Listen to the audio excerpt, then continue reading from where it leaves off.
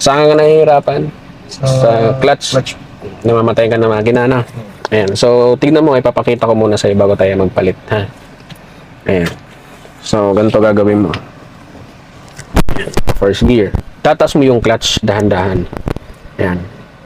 Mararamdaman mo siya, pag umabante yan, yun na yung timing mo para steady mo yung paa mo. Ayan. Pag binitawan mo yan, naka-steady na yung paa ko. No? Pag binitawan ko yan, mamamatay talaga yan. Kailangan makatakbo muna siya ng maayos, katulad nito. Oh. Ayan. Patatakbuhin ko siya ng maayos na naka-steady.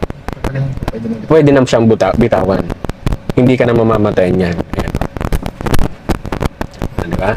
Hindi na siya namamatay. Ganyan ang gagawin mo sa clutch.